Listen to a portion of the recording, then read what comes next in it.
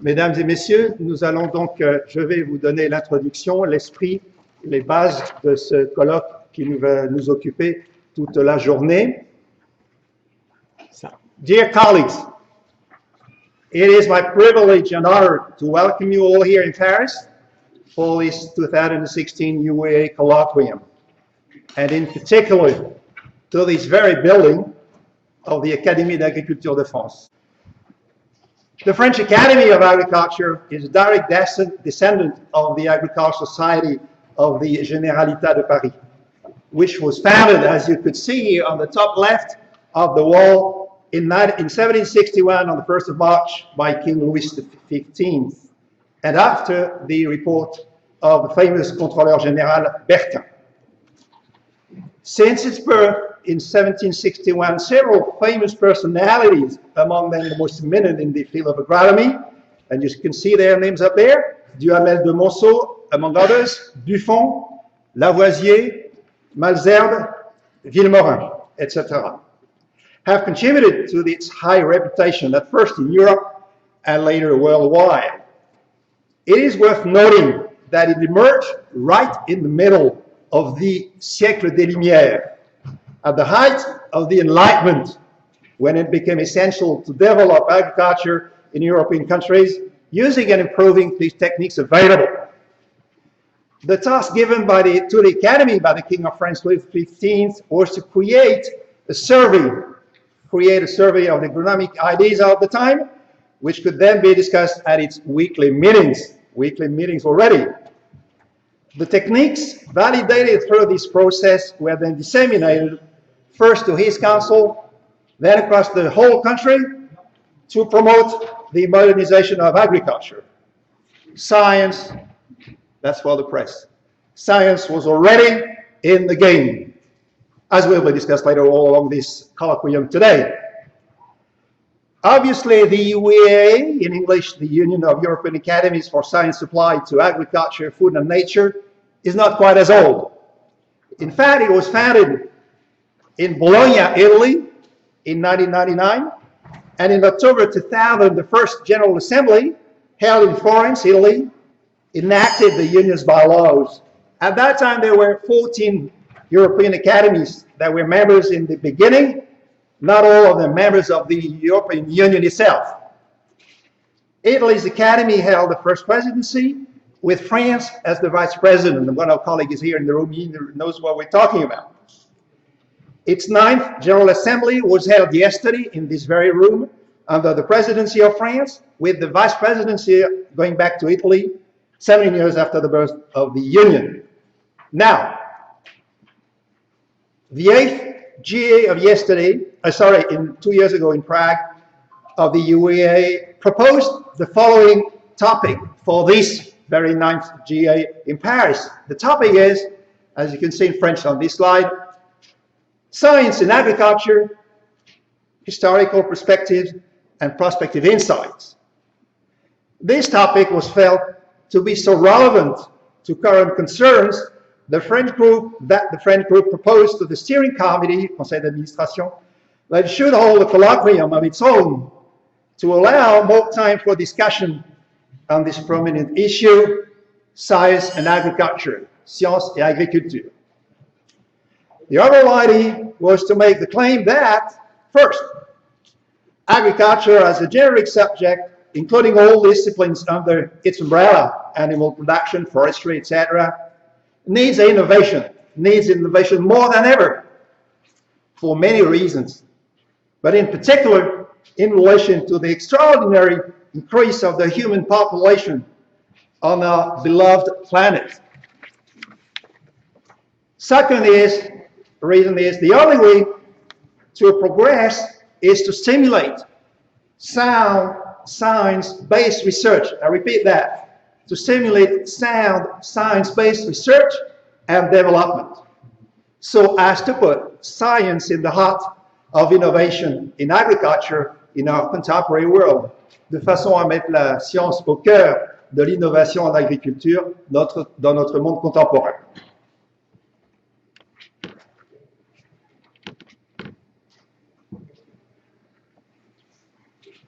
So how can the academies of agriculture or related bodies demonstrate to society as a whole that there is no alternative to meeting the considerable challenge in feeding a world population that will soon be about 9 million people, respecting the whole environment of humankind, and ensuring that the people involved in producing food, farmers and breeders, wherever they are in the world, can make a decent living out of doing so. I'm not going to comment that, but everybody understands what we mean.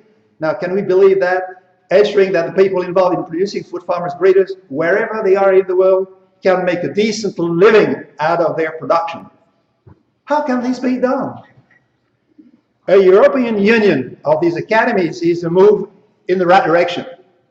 L'union fait la force, as our Belgian colleagues say. Unity is strength, isn't it? The fact that they include distinguished scientists and practitioners is also important.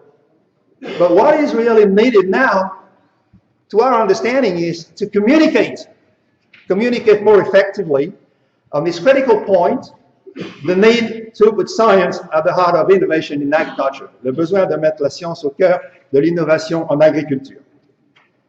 This colloquium that we are holding today is one way to testify to the considerable power of sound science to produce progress and hence to increase the probability of meeting the challenges of the 21st century. Science in agriculture, historical perspectives and prospective insights, such is the title of this colloquium today. This colloquium was organized by the scientific committee under 3 headings. You probably noticed that in leading the program. First, it is to establish the intrinsic link between agriculture and science in the past, at present, and hopefully, but certainly necessarily, in the future. Organized upon 3 headings. First, to establish the intrinsic link. Second, to report on the various disciplines involved in this very necessary process of innovation: agronomy, animal breeding, forestry, ecology, sociology, economics, etc. 3 headings: to establish the link, to report, and to show that this intimate link between science and agriculture is a reality, whatever local climatology, pedology, whatever patterns may be across the whole world of Europe, from Scandinavia to the Mediterranean Sea, and from the Atlantic Ocean to the Ural Mountains, as we all represented here in this room today. So, to translate those ideas into practice, this colloquium will be divided in 3 sessions today. The first, which we'll start in a minute, we'll begin with some historical perspectives, thanks to our agrarian historian colleagues here in the room on the first row. Yes, you are. And thanks to them, this presentation will be followed by some current perspectives on the impact of climatic change. And finally, to the EU Commission. EU Commission's plans for research and innovation in the next few years. And we're all very anxious to hear what he's going to tell us about that plan. The second session, after the coffee break, will be devoted to present and future challenges for land and soil management, with some practical application in one case study, that of Latvia in the Baltic area, thanks to BayWa. The third session after lunch, we also include a case study that from Romania, thanks to our friend from Bucharest, and will then be more oriented to the future. Oriented to the future with a reference to biotechnology and genomics research for sustainable innovation in agriculture. We shall end with a very interesting reflection. I thought it very interesting, I'm sure you will too, a very interesting reflection on the way the younger generation envisages agriculture in the future. The scientific committee of this meeting hopes very much that these sessions will be of greatest interest, and thanks to all attendees for being here today. in this historical lecture room that you can admire of the Académies d'Agriculture de France, and thanks to the Bureau de l'Académie d'Agriculture de France to let us have this meeting in this beautiful room. Thank you very much. Ladies and gentlemen, mesdames et messieurs, c'est maintenant un plaisir de vous présenter le premier président de session. It's now time to introduce to you the first president of this first session, Dr. Paul Vial. Many of you know him. Paul Vial est un ingénieur de l'école polytechnique, ingénieur du génie rural des eaux et forêts, and he has had many responsibilities during all his whole career, including, of course, and probably some of you may know him because of that, as having been the Director General of the INRA, of the National Research for Horticulture in France. Paul, you have the floor, and thank you very much for accepting that job. Thank you, Michel. To begin this session, I shall ask Nadine Vivier to speak and to come here. Thank you, Nadine. Nadine Vivier is an emeritus professor of social and economic history at the University of Maine. Her research interests focus on rural societies from 1750 to 2000 in France and in Europe. She is a member of the Académies d'Agriculture de France. She is the secretary of our first section, Human and Social Sciences.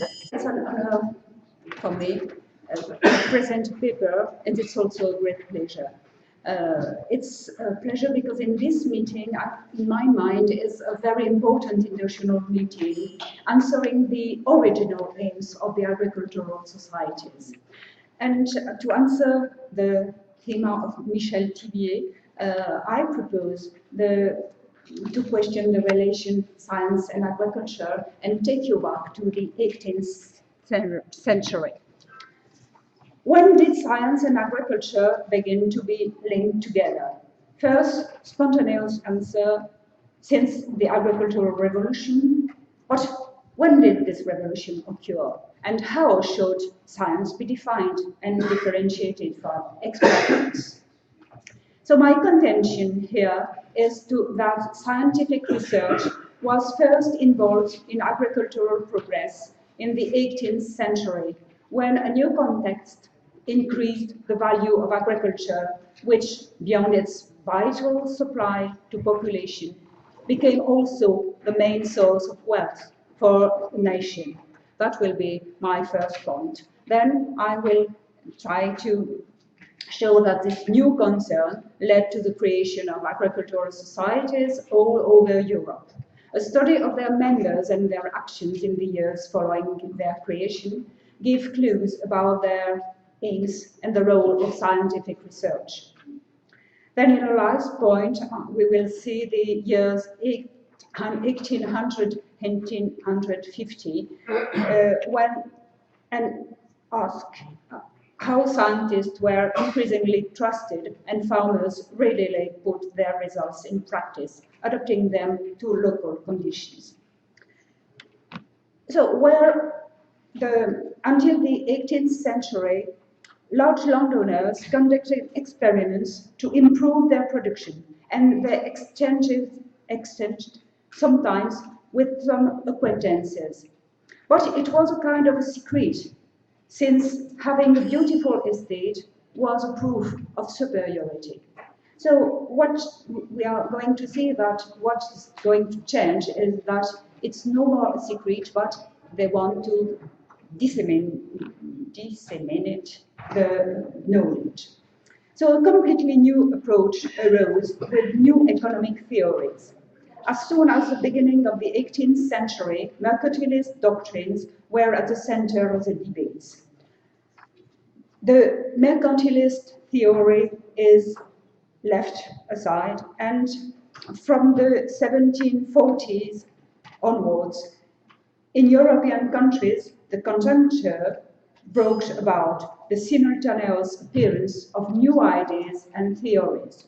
They were the cameralists in Germany, much concerned with economy and finances, the illustrators, the liberal agrarians in Spain, and the physiocrats in France, who gained a wide audience across Europe and America between 1755 and 1770.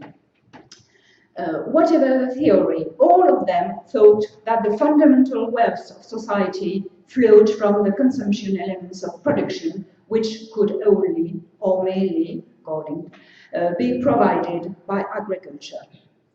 These favorable conditions gave rise to the introduction of scientific approach to agriculture. Governments, aware of the need to increase production, set scientists to work. And I will take the French example because it's the one I know a little better. Two kinds of governmental measures led to think about the definition of science. The first one was a request to scientists to work on agricultural matters, and the second one is the creation of agricultural society.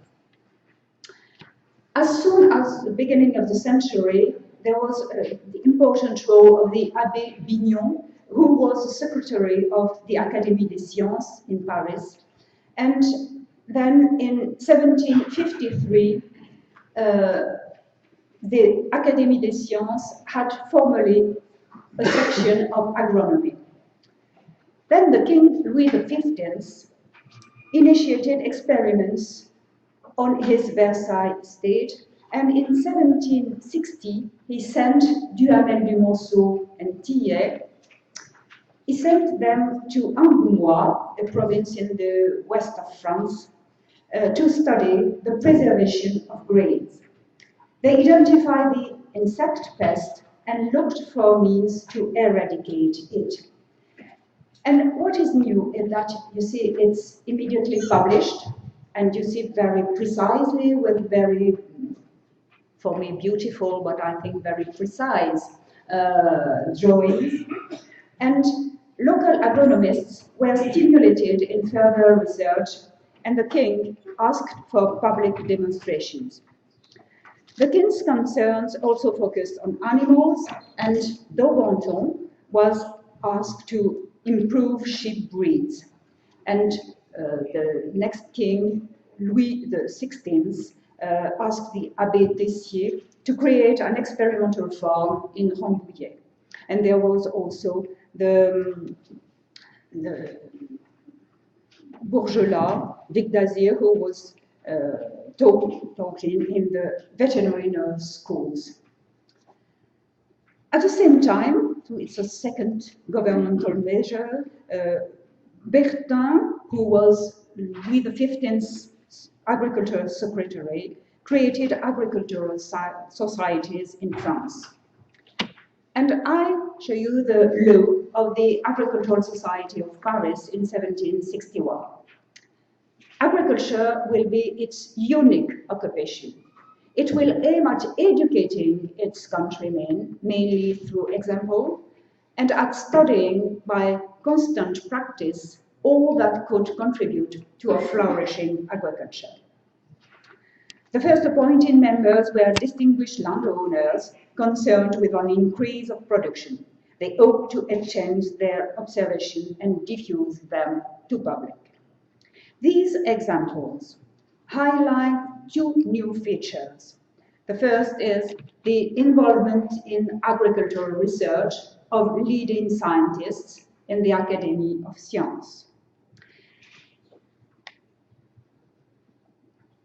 And to meet the goals, results of scientists members of the Académies des Sciences had to be completed by the work of the agricultural societies devoted to agronomy that can be defined as the living process of a science, not a sound, accurate, demonstrative, and abstract science, but a meeting place of the various sciences. And the Académie d'Agriculture had a journal, Les Annales de l'Agriculture française, which was immediately published. So let us focus now on those on those agricultural societies in the 1760s. There was a proliferation of those societies.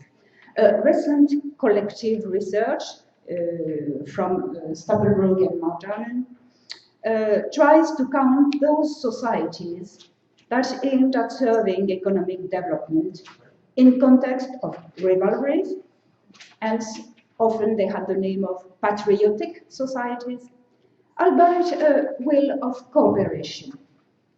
The rise of these economic societies, mainly devoted to agriculture, began with the Honourable Society of Improvers in the Knowledge of Agriculture in Scotland. Scotland was very prominent in agricultural research in 1723. Then there was a Dublin Society in 1730, then the Royal Academy of Science in Prussia, and some others were models, like la Société d'Agriculture de Rennes, et the Bern Economic Society, and the Jorgophili in Firenze, in Tuscany. Florence, Firenze, je pense. Almost every province had its own society, and they devoted their energy to the great agricultural concerns of the time. And so you see here the estimate number.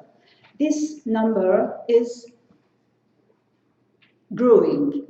It's growing because the historians are finding new reports, new papers in the archives.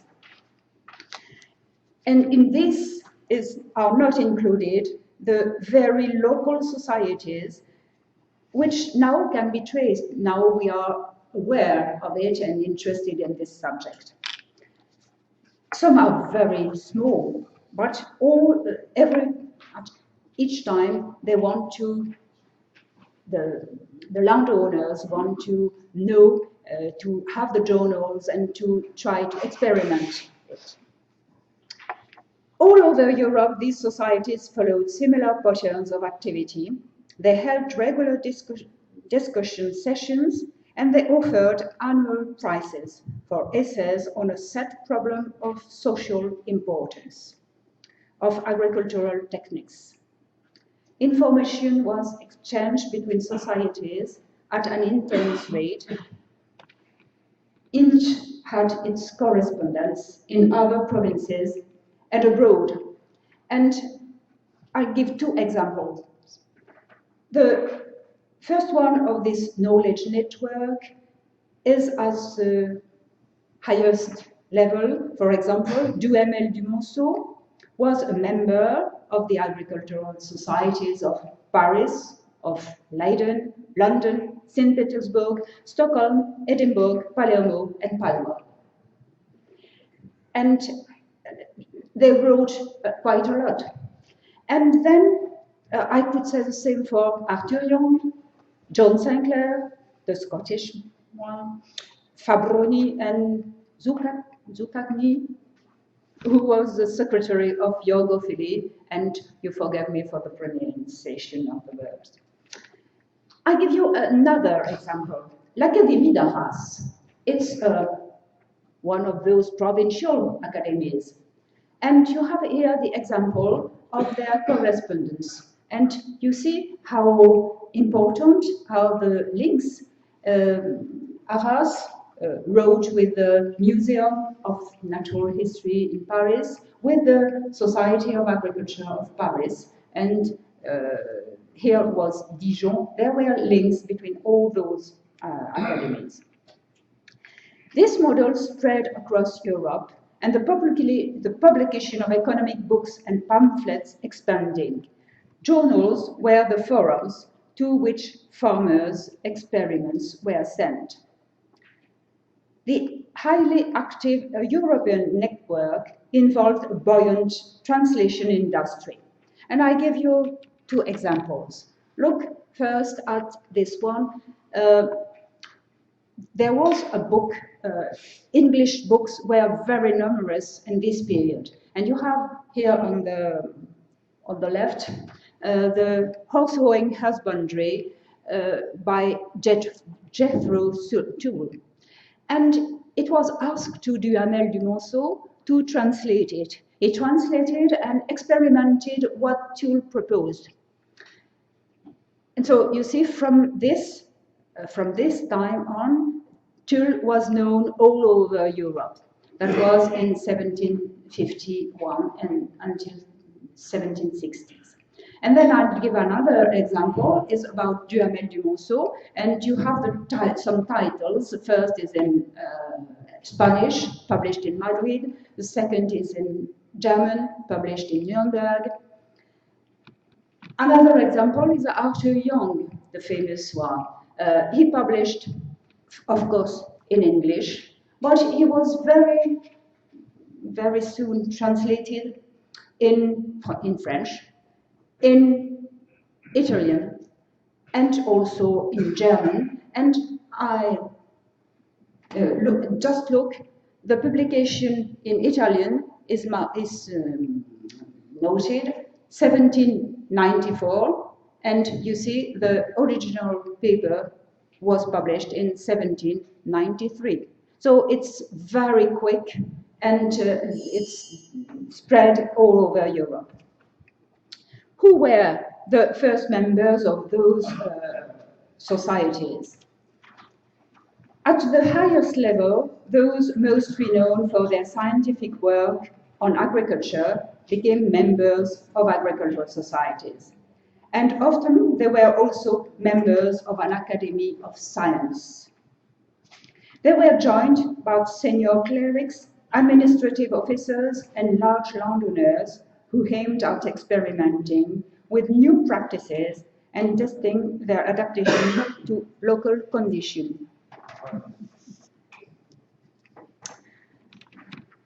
So we are going to have a quick look at the last.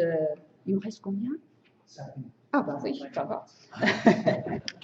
At the last period, 1800 and 1850.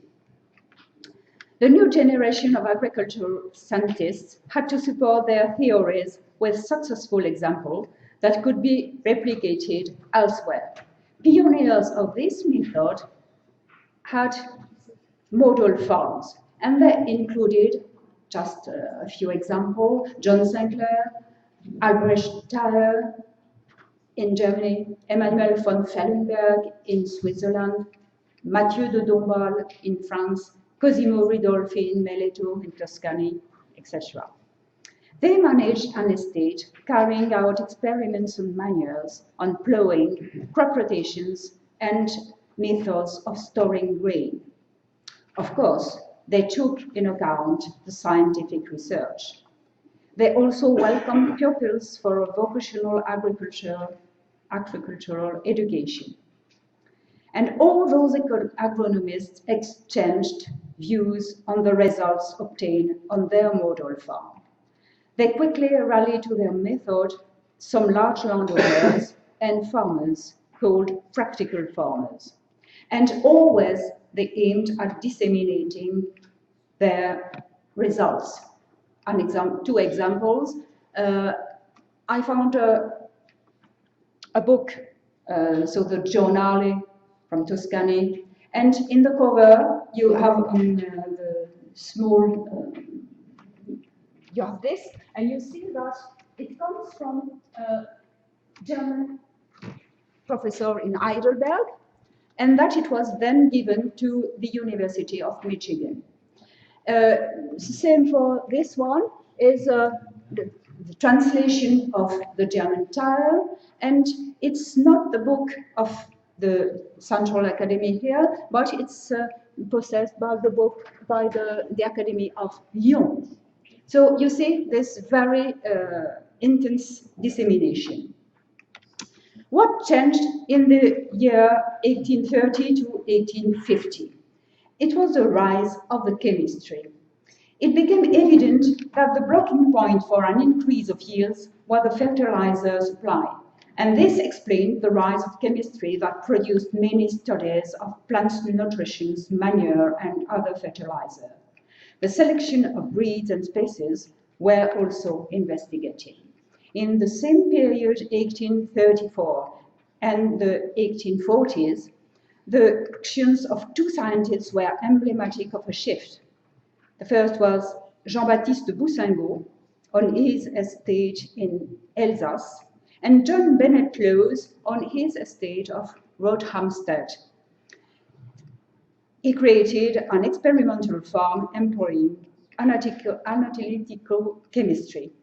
Lowes discovered and patented a manure formed by treating phosphates with sulfuric acid and thus initiated the agricultural manure industry of superphosphate. Boussingault discovered that plant growth is proportionally to the amount of available assimilatory nitrogen, which in practical terms allows greater plant growth for a stimultaneous application of phosphorus and nitrogen. Boussingault's appointment to the chair of agriculture showed that the time of practical farmers and empiricism was over. A contrario, but he always was in link with practical farmers. And a contrario, Liebig, another big name, has no regard for farmers' knowledge, and he only trusted work in laboratory. And this can explain that in Germany, the opposition of population to chemists' power and the necessity of experimental stations created after 1850.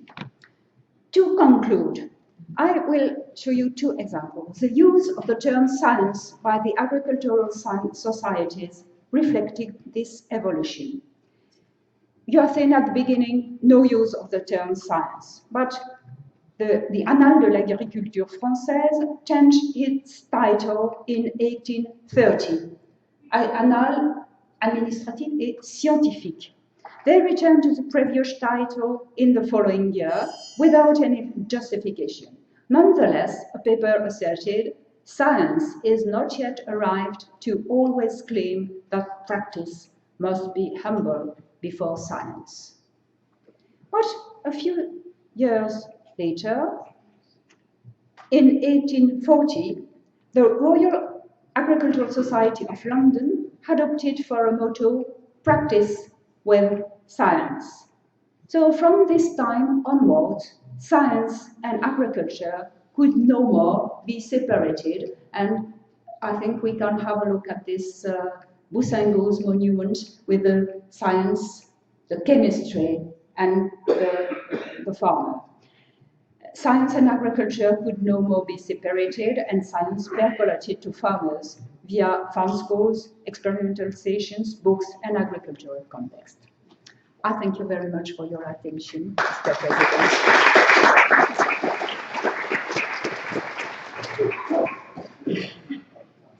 Thank you, Nadine Vivier. You are just in time. Thank you very much. It was very exciting. And now I guess there are many questions.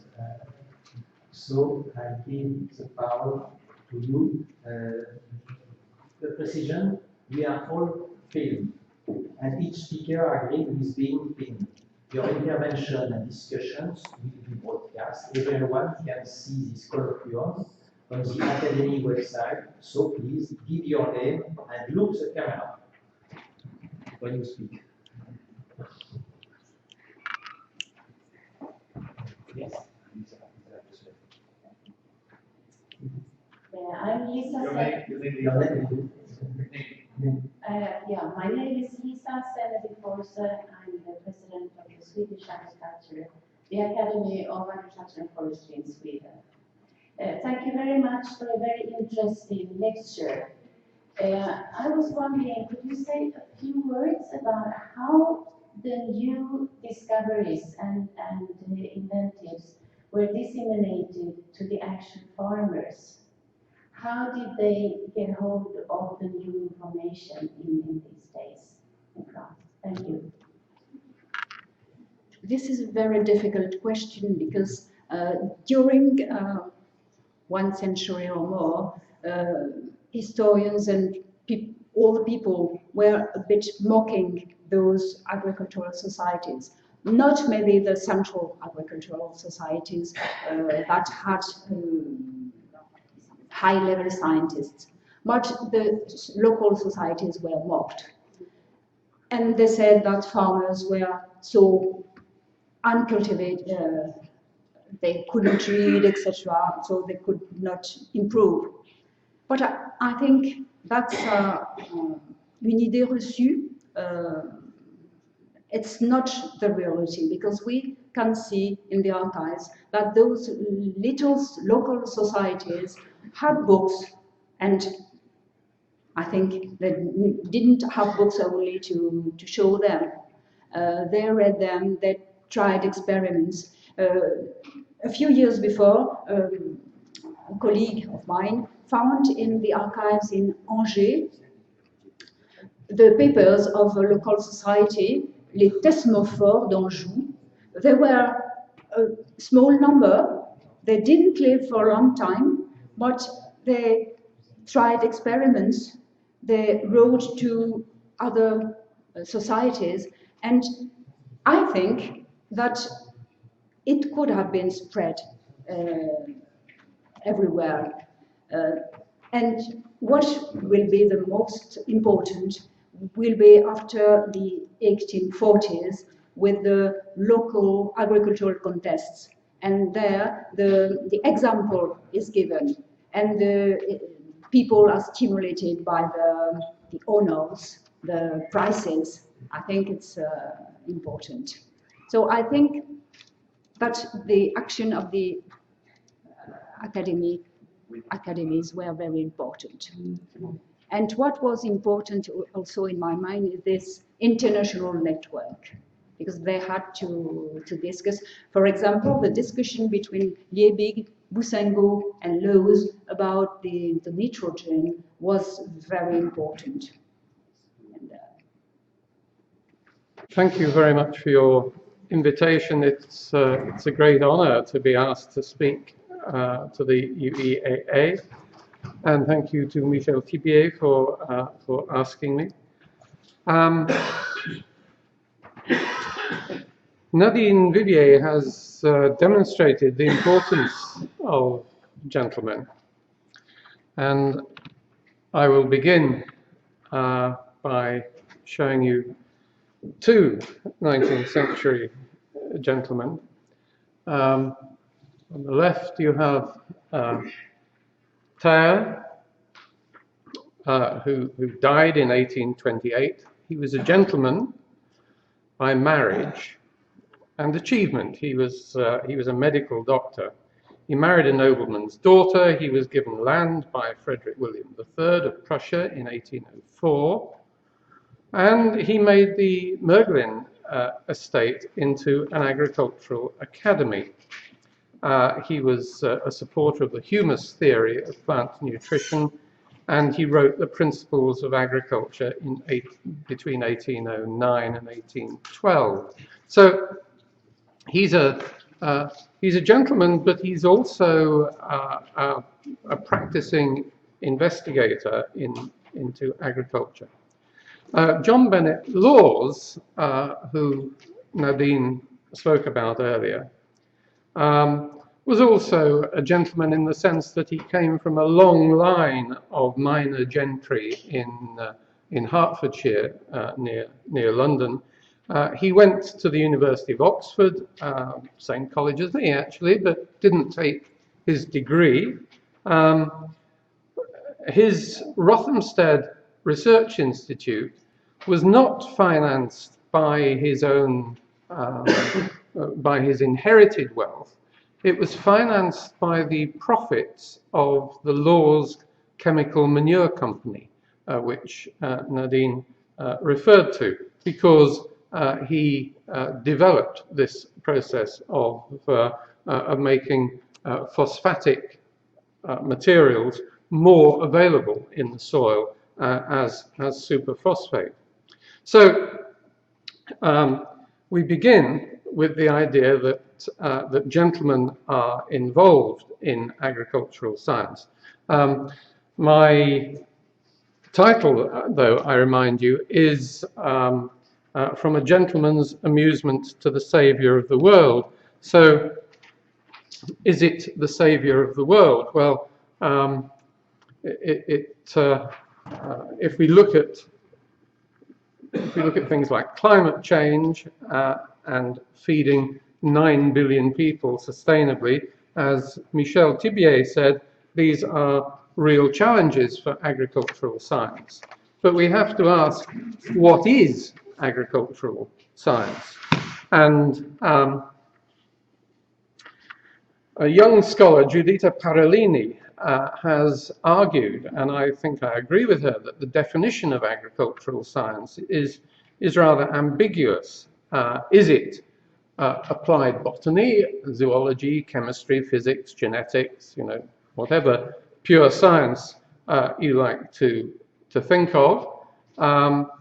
Or is it in fact experimental husbandry? Is it simply what goes on a farm produced into an experimental form? And furthermore, one of the questions that has lasted throughout the history of agricultural science is whether it should be about explaining what happens or prescribing for farmers what they should do. So is it about explanation or prescription? Now, this ambiguity, if we can agree that there is an ambiguity in what we mean by agricultural science, I would argue is important because it creates uncertainty and has created uncertainty about who should do agricultural research and what they should do. Sciences, after all, are human constructs. They therefore have a history. And so we should look to history to explain how this ambiguity has arisen. I'm going to begin by comparing two journals, one from 1878 and one from 1905. If we look at the contents of the Journal of the Royal Agricultural Society in 1878, as you can see, what we have there are a variety of topics, arterial drainage, the nature of bats, guano, the reclamation of an area of moorland in the southwest of England, and so on. My point is that these papers in the journal, in the 1878 Journal of the Royal Agricultural Society, are almost entirely descriptive. In fact, the paper on pleuropneumonia, the author says, "I have tried to avoid any expressions which involve theories." So no theorization whatsoever, just explain what's going on. Now, if we compare that with the journal of, with the first edition of the Journal of Agricultural Science, which was produced in 1905, then I think we can see that there have been some changes. We have, for example, the first paper that mentions Mendel's theories in relation to wheat breeding. We have a paper on nitrogen assimilation in legume root nodules, which is something that Wilfart and Hellriegel had been investigating in the 1880s, 1890s. But what this mostly shows, I think, is the dominance, and Nadine referred to this, the dominance of chemistry in agricultural science at this period. And also, I think we should note the use of knowledge from outside agricultural practice. So, if you like, what we've got are scientists who don't necessarily have an agricultural background talking about problems that relate to agriculture. Now, if we compare that with a later edition of the Journal of Agricultural Science, and I've listed on the left-hand side the contents of the journal in 1938. There are some interesting differences. I'd first point out that from 1909, the International Institute of Agriculture was producing abstracts of agricultural science papers from around the world as a monthly bulletin. So if you were a scientist anywhere in the world, you could get hold of these abstracts of agricultural science, and you could find out what other agricultural scientists were doing. Interestingly, only a few of these came from the United Kingdom, but they included abstracts of papers in the Annals of Applied Biology, so not necessarily agricultural, specifically agricultural journal. The other thing to notice is that most of the authors in the 1938 Journal of Agricultural Science came from the UK. There were usually 2 or 3 authors per article. Most of the articles were on temperate agriculture. And what you can see in the second one from the bottom is what, again, I would argue is an important development, and that is the introduction of statistics. As you will know, R.A. Fisher was employed at Rothamsted from the 1920s, and his work on statistics in agriculture, I think, became very significant. And the most recent edition of the Journal of Agricultural Science is, as you would expect it to be, it's an international journal. Most of the authors come from outside the United Kingdom. They're generally small teams, and in some cases very big teams of authors, and they're mostly on non-temperate crops. And there's a lot of, it reflects very well the rise of genetics in the last 20 or 30 years. So, if we can see from this that agricultural science has changed considerably, we need to ask how we can assess its impact, and I suggest that there are several different ways. One is to look at the effects that it has on output and productivity. The problem is that if we do that, those effects are determined by other factors like agricultural policy and trade. We can also look at at the extent to which agricultural science produces explanations on the basis that if farmers understand why they're doing things, they can respond more quickly to change. We can, and we very often do, use peer review. I want to suggest that that's the most used and actually least effective way of deciding whether a bit of agricultural science is of any use, because all it tends to do is to maintain, as Kuhn argued, the current paradigm. And in the long run, what may be most interesting is the development, as Nadine has argued, of professional institutions, things like universities, research stations, libraries, journals, societies. All these increase the professional competence of scientists, and have done for a long time. Wotton's recent book on the invention of science, for example, argues that the greatest contribution of medieval universities was to keep the institutions going.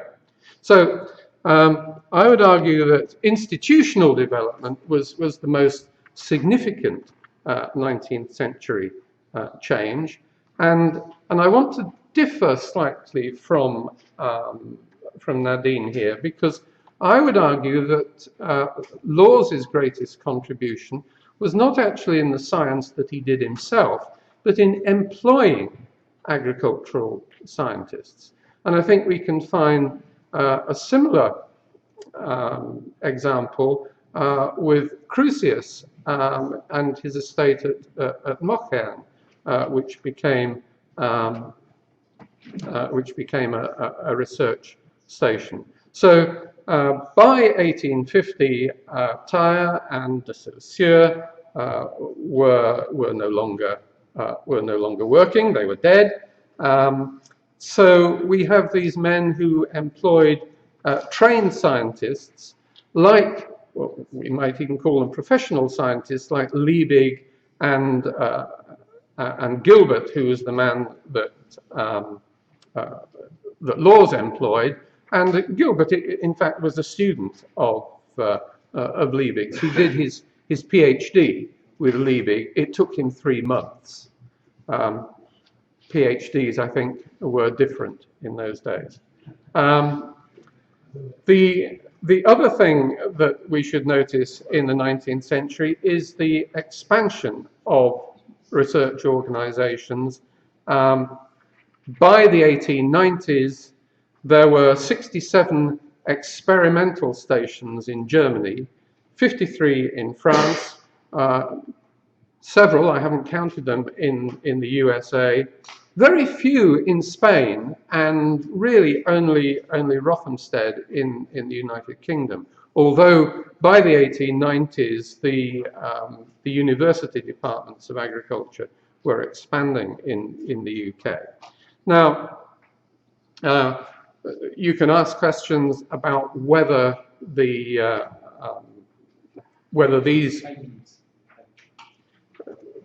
experimental stations were more significant or less so than the societies that Nadine was discussing. But we should look, I think, at George Grantham's model, explaining why this happens. It explains why there's a lot of German research and not very much in the UK. Germany had a scientifically literate bureaucracy, lots of scientists, farm organizations that favored research, state funding, and so on. None of those things occurred in the UK. Some of us argue that the UK still does not have a scientifically literate bureaucracy, but that's again something we could argue about. So that brings us to the 20th century, where Grantham's conditions for success were met. In most developed countries at some point in the 20th century. In the late 20th century and in this century, they've also been met in lots of the developing countries. It's interesting to note that in 2008, between them, the US, Japan, and France spent $9.2 billion on agricultural research, and it's only very slightly less, $7.6 billion, being spent in China, India, and Brazil. And this, I think, is a very significant development. Well, you're all familiar with the sorts of things that agricultural research has done in the 20th century. The change from the Mendelian approach through population genetics to genetic modification as far as breeding is concerned. As far as fertilizers are concerned, I think actually not so much radical change as increasing precision, whereas pesticides, I would argue, have been a more radical change, as have animal health measures like vaccines and anti-parasitic drugs and so on. Question is, how do we measure this? As we said before, one way of doing it is to simply look at the number of people that agriculture has fed, and clearly that has risen, but it's there are lots of other factors involved.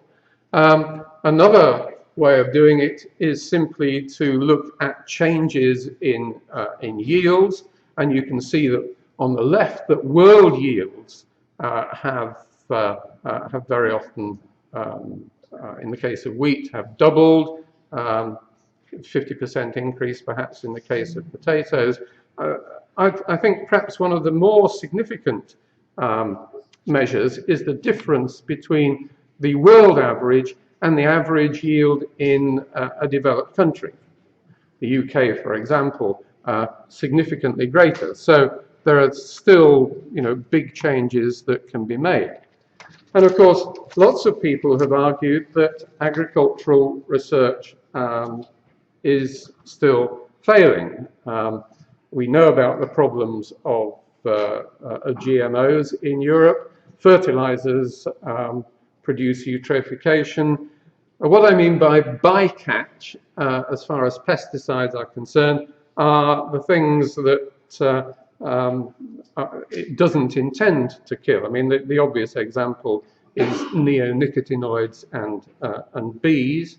Antibiotics are clearly a problem, and this is something that's been emphasized by James Scott in his book Seeing Like a State, where he argues that agricultural science doesn't deal very well with complexity, and this explains why it perhaps hasn't transferred, in his argument anyway. He argues that it hasn't transferred very well to Africa. John Harwood has asked the question about what makes agricultural science persuasive, and we'll perhaps come back to that. But in conclusion, what I want to argue is simply that we have not yet reached the end of the story as far as agricultural science is concerned, that there's still a great need for it. And the one thing that my reading for this paper has convinced me is that we do not have an adequate history of agricultural science. And if feeding the world is a challenge for agricultural scientists, then producing an adequate history of agricultural science is a challenge for historians. Thank you.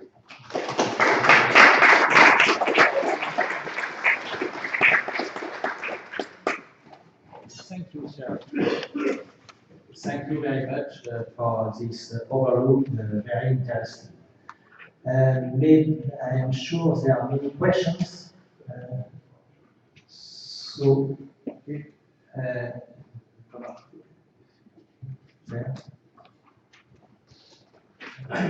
you. Thomas Garcia from the future Spanish Agriculture Academy. How do you address the growing divorce between agricultural science and society, in particular in West Europe? Well, as a historian, I'm extremely relieved that I don't have to address it at all. But as a member of society, it seems to me that the obvious example in this is genetic modification, and agriculturalists, I think, have been very anxious to demonstrate that, and in particular the firms selling GMO seeds have been very anxious to demonstrate what they can do. What they've put less emphasis on, I think, is looking at the possible implications. And and so therefore the arguments about the possible downsides of GMOs have been entirely left to the environmentalists, and in some cases some of the environmentalists who have not been so worried about imposing science on their arguments. So I would say that it's a challenge for science, if you like, not to look. Well, it goes back to this question, if you like. What makes science persuasive is the changes in its discourse and the authority it has. If you get scientists only talking to scientists, using a scientific discourse, then they will not have the authority that they will do if they attempt to address the concerns of ordinary people in language that ordinary people can understand. Now, I think there's a lot more to it than that, but I'll stop there. Another question? Jean-Luc Julien, Académies de France.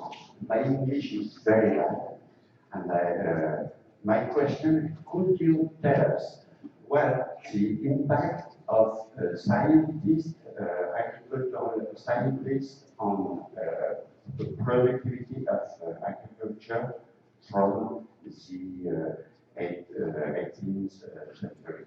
What is their effect on productivity? Right. C'est une très bonne question. C'est très difficile.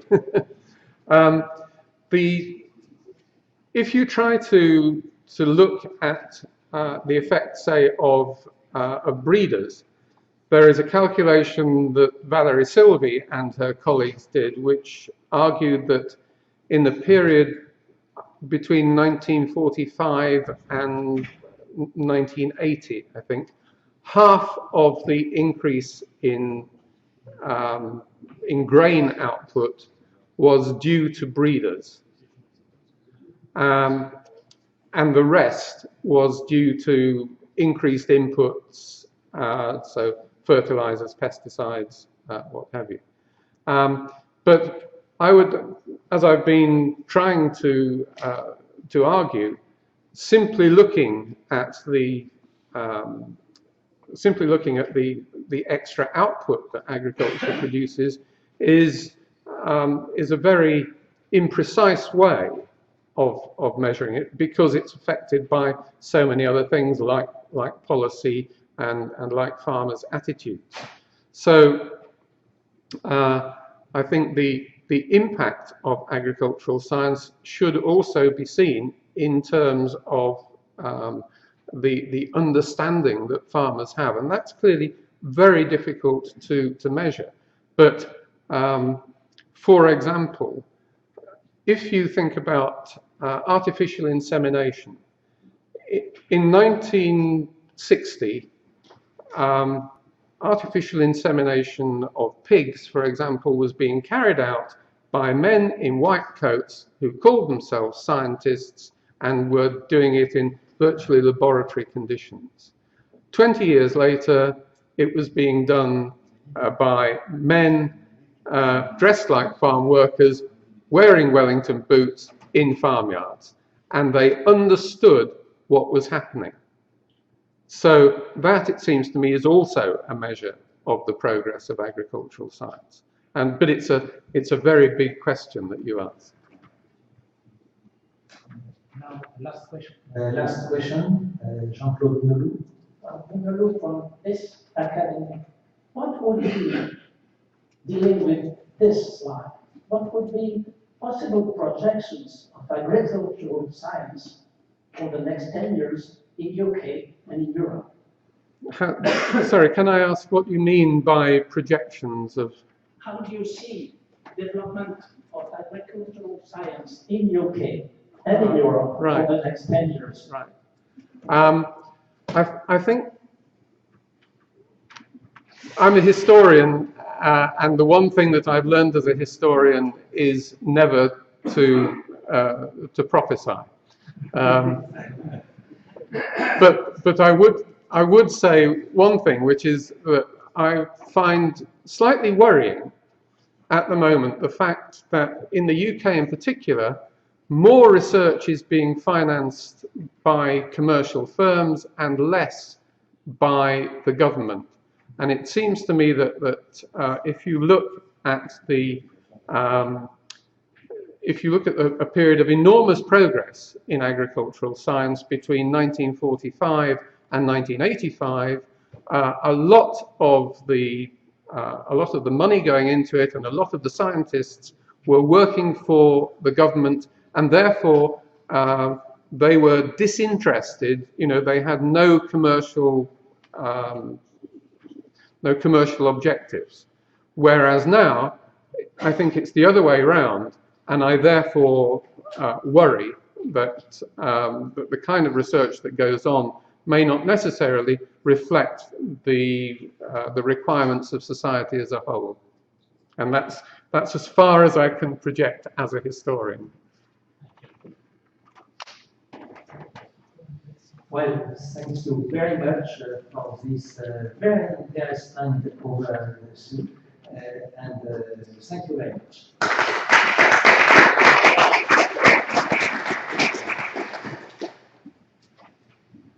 Now Gianpiero Marchi is come here, sir. Professor Gianpiero Marchi is a full professor of agrometeorology and climatology at the Florence University. He is very much involved in the World Meteorological Organization as the Italian delegate to the General Assembly, and both the agrometeorology and the climatology commissions of this institution. He is member of the Italian Academy of Science. He is currently the president of Accademia dei Geografii Florence, and since yesterday, greetings, the vice president of our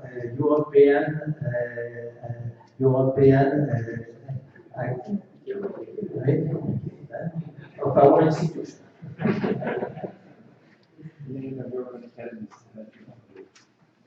Thank you, sir. Thank you, Mr. Chairman. Good morning, ladies and gentlemen.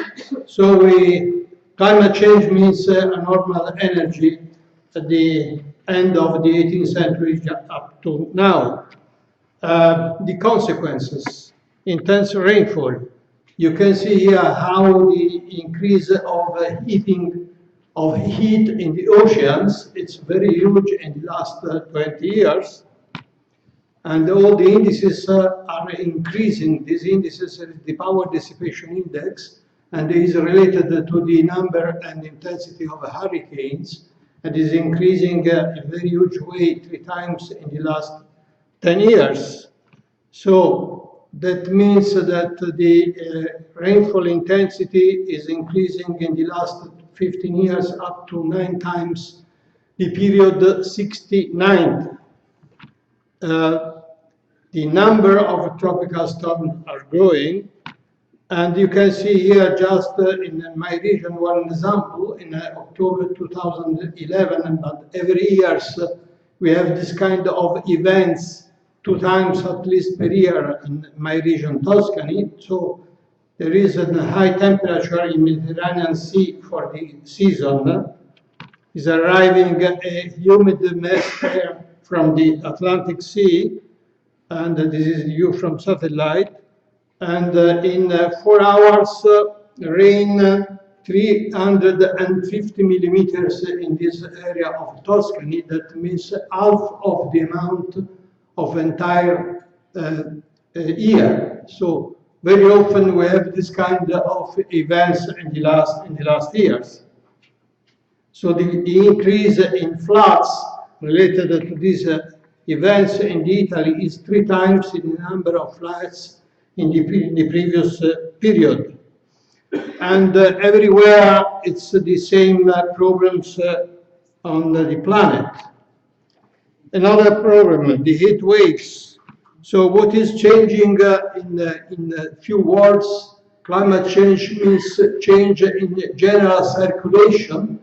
This is this so-called Hadley cell, the circulation in the northern and southern hemisphere. And this Hadley cell is moving northward in the last years and is bringing warm air from southward, from Africa on the Mediterranean Sea. This is the measure made by satellites of these fluxes. And this changed the kind of weather. For instance, in the Mediterranean area, we have an increase in rainfall during the summer, but there is a decrease of the presence of the anticyclones of Azores during the summer. That means that is changing the global circulation. And these heat waves, it arrives up to very high latitudes, up to Moscow in the last years. And the perspective by the models is that this is increasing the heat waves during the summer with some effects on agriculture. Another problem is drought, and this drought is related to another circulation pattern that is the jet stream. And this is changing in position, and in the last year, all the indices, for instance, the North Atlantic oscillation is changing, and the storm track is changing as position. That means that during winter or during the autumn, the number of storms in Europe, northern part of Europe or southern part of Europe is changing. And this means that, for instance, on Mediterranean areas, 1 year on two, there is a huge lack of water in autumn. And this is a problem that you can see with this index, PDSI, the Palmer Index. It's everywhere in the world. But at the same time, you have also there is increases in cold waves. Average temperature of the earth increase, but we should have, this is just a joke, today's lecture, global warming, cancelled due to cold weather, because very often we use the cold weather waves during the winter, because it's changing the circulation, same kinds. Current winds once in winter in the Mediterranean Sea were from west, very often now there is more from northern part, so directly. So this change the last part of winter. And in some cases, this is just an example of an effect in the last years. So there is a very huge snow in February in Italy. What about agriculture? There is a change in the season lengths. There is an increasing in some insects population in number of the pests and the kind of the pest. Quality of some products is changing, for instance, increasing the alcohol content in wine in northern part of Italy in respect to the southern part. And even the time of some agricultural operation is changing. This is in France, for instance. There is the vintage, the harvest, the grape harvest is more and more early in the season, at the end of August, before 15 days before the normal dates in the past time. Same problem, drought in Southern Europe. And this is what probably will be in the future in Europe as a changing and the impact of potential environmental impact of a climate change. For the future, 40% of the world population will be severely affected by climate change. Agriculture, from one side, is one of the causes of climate change. 12%, more or less 12% of greenhouse gases is coming from agriculture now. But at the same time, agriculture, the impact of climate change on agriculture is very important. I just show now what is the effect on some operation, on some productivity on agriculture. But for the future, agriculture is the only human technology that converts solar energy in food and no-food raw materials. So probably agriculture is really the solution for the climate change.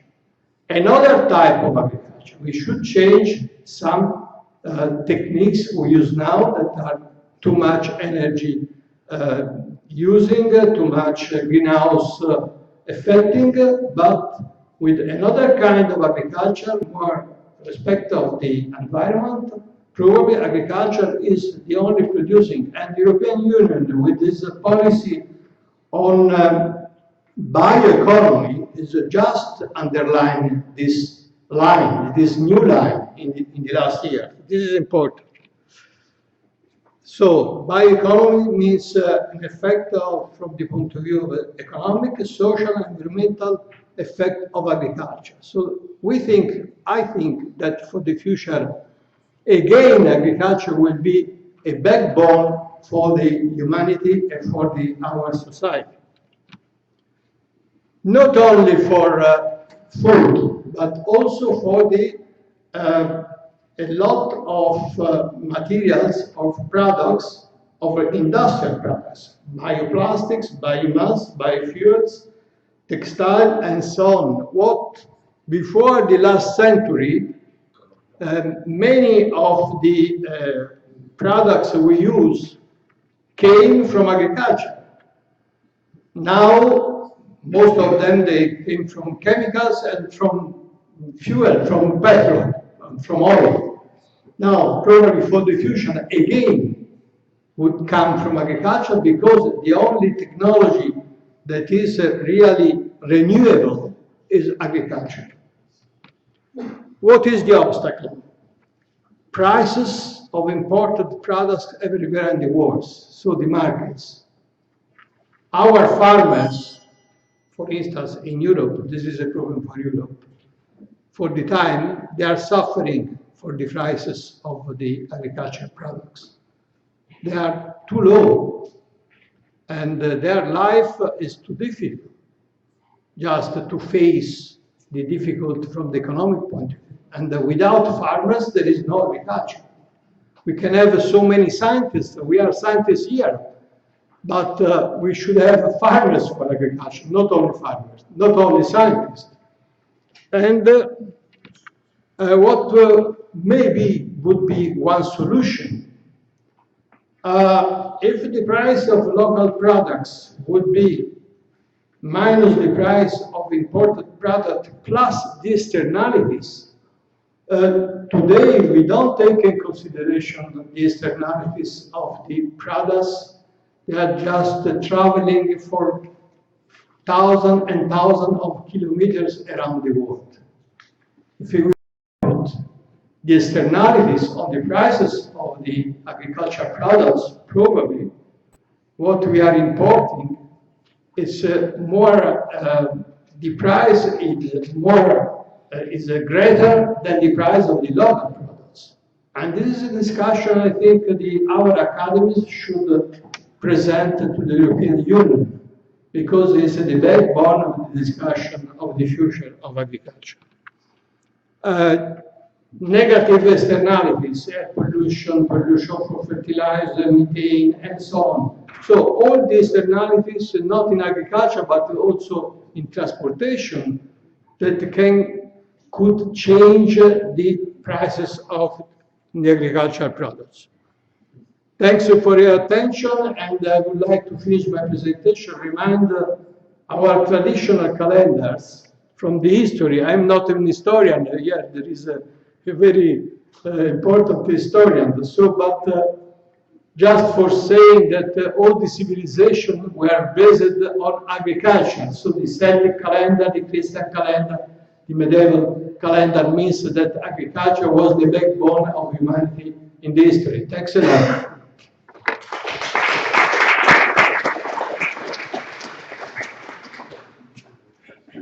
I stay in time, even if I have 40 slides. Thank you very much. Thank you very much, Jean-Pierre Ovarachi. I guess there are questions. No? Or I was too clear, or I was too obscure. Okay, so now you were proposing, in fact, to taxi externalities. But no, please for the camera. I see. Your name, Denis. Okay, so Denis Couvet from the French Academy of Agriculture. And so somehow you were proposing to tax externalities. But we can see a lot of problems with that. We know that, in fact, there's not the political mood right now to put more taxes. That's one of the problems. And the other problem is right now, the World Trade Organization rules are not very much in agreement with that. So do you expect that, in fact, the World Trade Organization rules are going to change and the political mood also at the problem? So first of all, I'm not an economist. So in that sense, I'm just saying something as a view of the future. So I'm not an economist. I'm convinced that there is a lot of difficulties. But I think we should, anyway, to start to discuss with the European Union on these problems. I don't know if this is the solution, because I'm a climatologist and not economist. But let me say that the economists, they started in the 90s just to put the question of externalities everywhere for the industrial production, not only for agricultural production. So I think that we should do something, otherwise without farmers there is no agriculture. I don't know if I reply to you.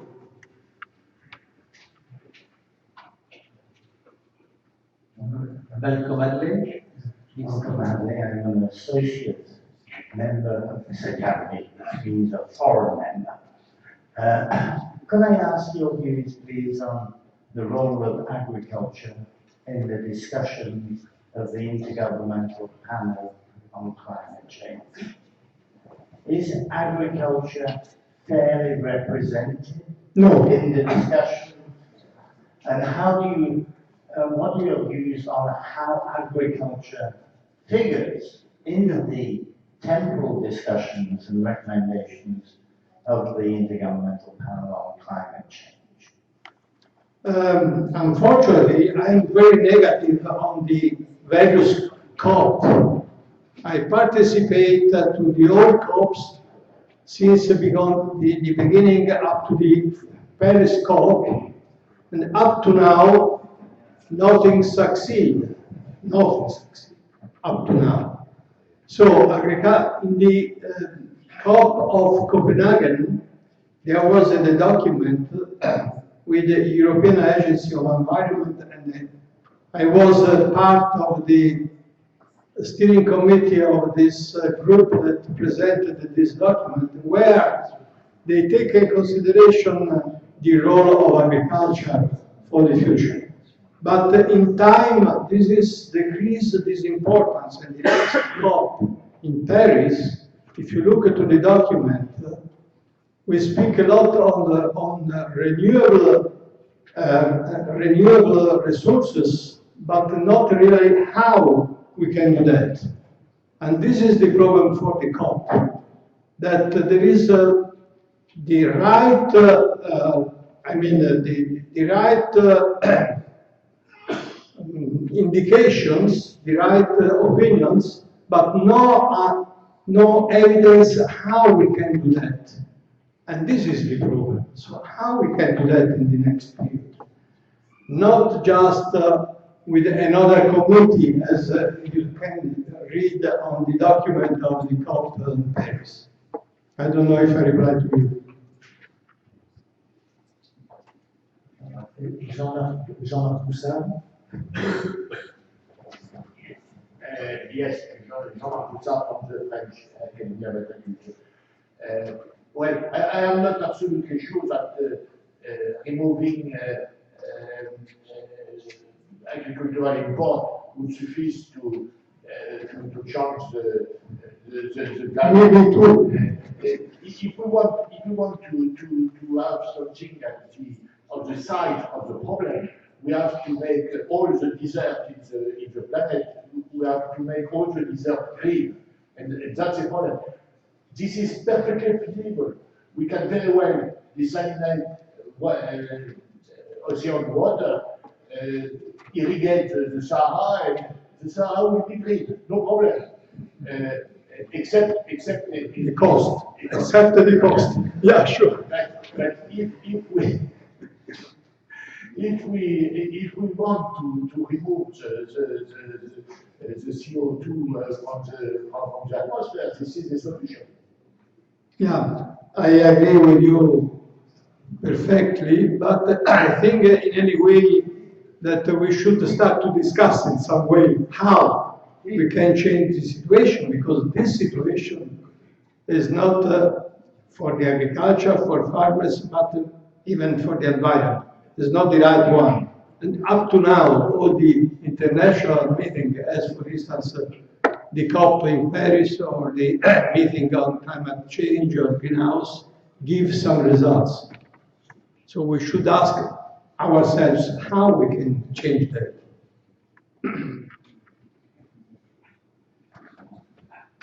Georgian Academy of Agricultural Science, Buraman Exeter. Do you have, one question, do you have the long-term prognosis for Italy, for example, for 100 years, how the climate will be changed and what agriculture will be changing in this time? As climatologist, I don't think too much to the models up to now. So we can have an idea of what is the past. So up to now, we see that there is a real effect of climate change on our environment. But just to look to the models for 100 years, there are so many components that I think we should be quite attentive to get some indication. What is important is that climate is changing. The effect up to now we can see, so we should have attention for the future. This is my position. So I don't know what will be in 100 years. 1 year ago, I've been in South Korea.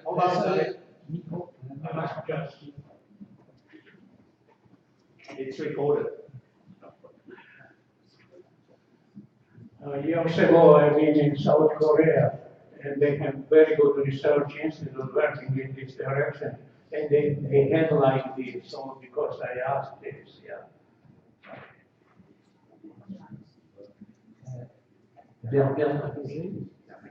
The last question.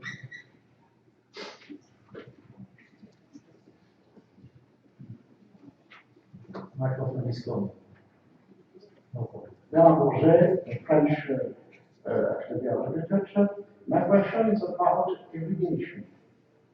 In France, we have a more important proposition of building a reserve for water to irrigation, for irrigation.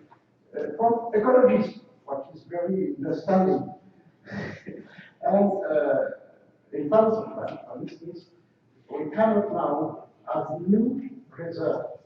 We have water in winter, and we can use it in autumn. Have you the same problem in Iceland? Probably greater in our country than in Europe. So this is a very big problem, especially because most of the challenge is in rainfall in fall, and the Mediterranean climate, the watershed is replening during the fall. So we had a lot of decrease in the water amount, and I think we should start with some reservoirs for the future. Well, thank you very much, Professor Gianpiero Maracci, for this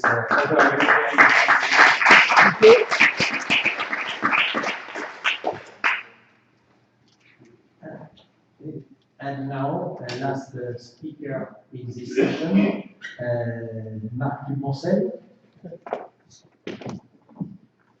Marc Duponcel is an engineer agronome and has a PhD in economics after having been a FAO staff member 1998 for 5 years, based in the sub-regional office for Central and Eastern Europe, Budapest. He has then joined the European Commission, where he has been appointed since then, and is now coordinating agricultural research in DG Agri. Yes, many thanks for. Many thanks for inviting us to share a few words with you on the big challenges that agriculture and agro-food systems are facing, and the role that research can play to deal with those challenges.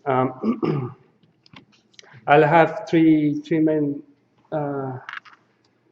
main chapters to the presentation I'm going to make. First, I will have a look at some figures that set the scene for agricultural research as it is evolving in the last decades, and also its importance. Then we'll have a look at a strategy document that we have developed in the last 2 years,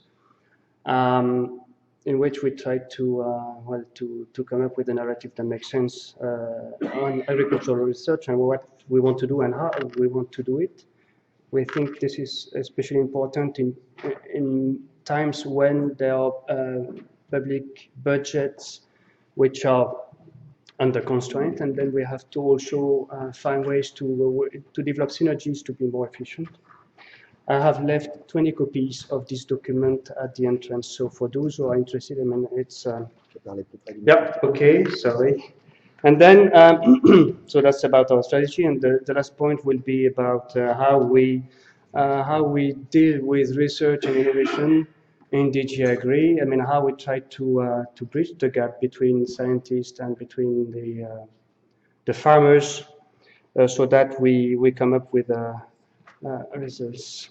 Okay, there were already remarks made before, but there is no complacency. There are big challenges facing agriculture now and in the coming decades, and research science are more needed than ever. Here you have a graph which shows the rate of growth of crop yields. You can see that there is a decreasing of this rate in the years 1990 to 2015. We have climate change, we have biodiversity losses, we have resource scarcities, food and nutrition security that needs to be ensured. With these 9+ billion people by mid-century. So there are a lot of issues, and we need to be able to face them.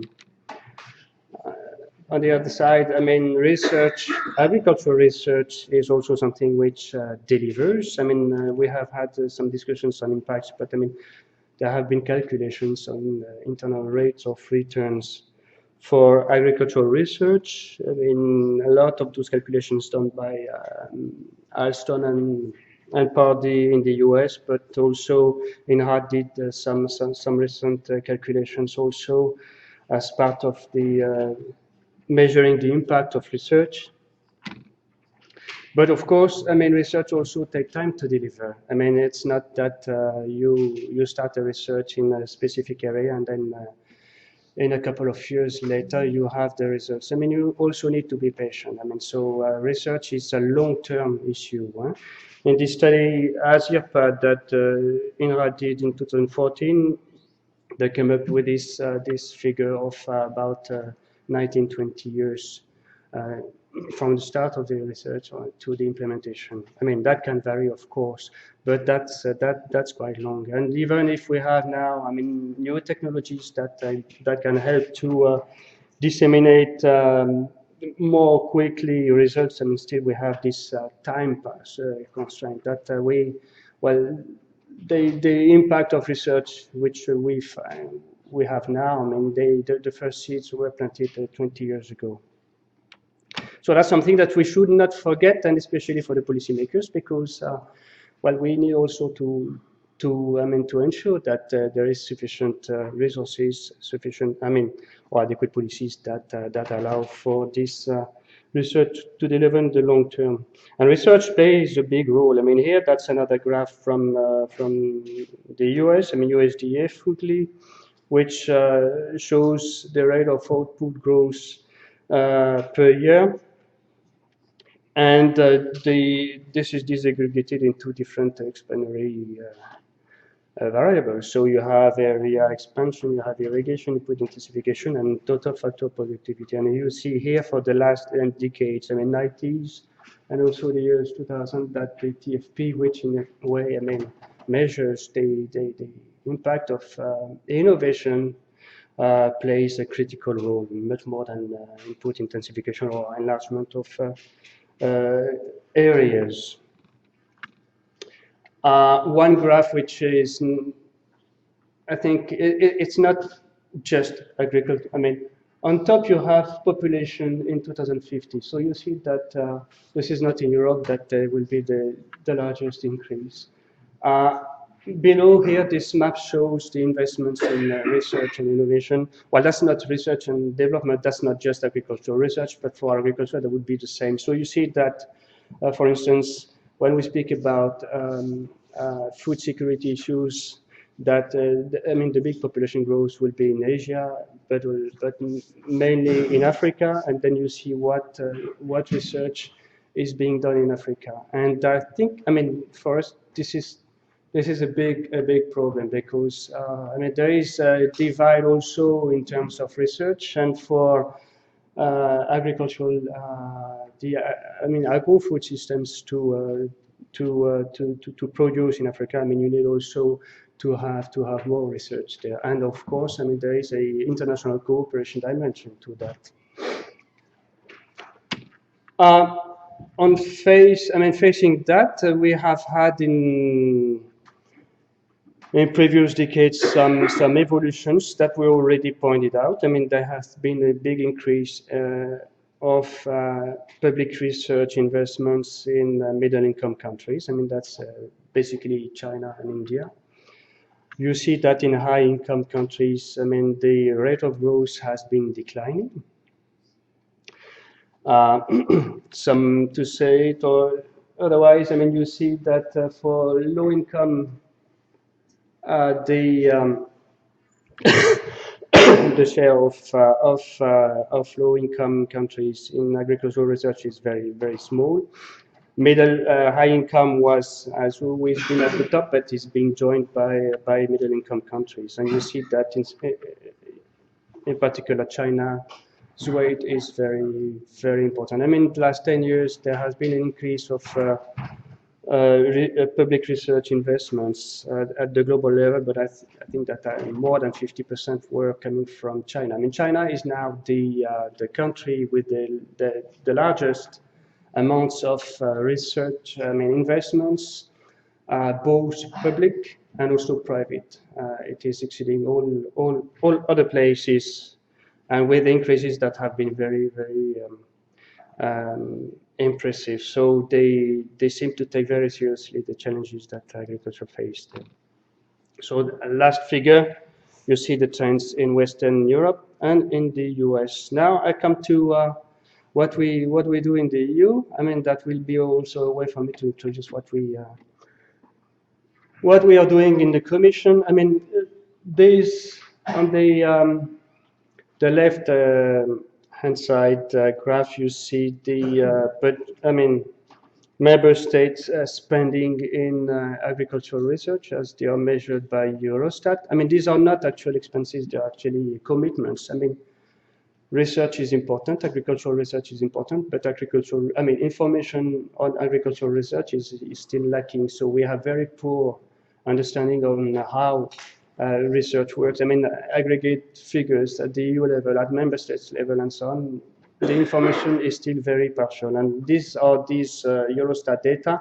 If you look into details, then you still you find several problems. But I mean, what we can see here, there was an increase. There has been an increase in the late years 2000. Some of them were also, I mean, triggered by the crisis that was faced in the years 2007, 2008, with a big price hike and questions related to food security. I mean, that was the period when, I mean, questions related to food security or agriculture were back to the research agenda. I mean, I was, before working for the European Commission, I was at the FAO. When I was there were the so-called poverty reduction strategy papers that were developed under the auspice of the IMF and the World Bank, and to which the Commission was an important part. But in those PRSPs, the big issues were education and so on. I mean, various issues, macroeconomic adjustments and so on. But agriculture was not really very much into the loop.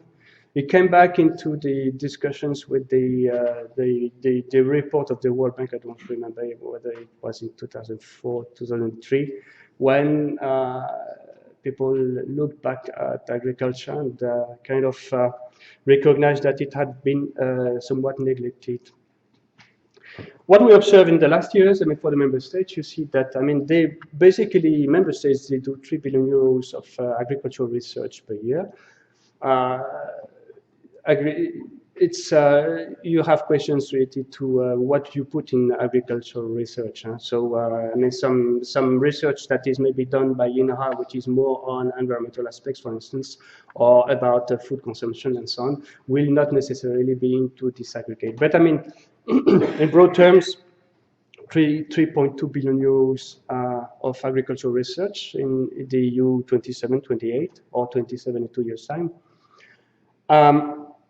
Of which, I mean, only 200 million euros are done by the member states that joined the EU from 2004, so Central Europe and the other member states, and EU 15, these 3 billion euros. And among those 15 member states, I mean, you have 5 who do the bulk of that, I mean, 80% or so.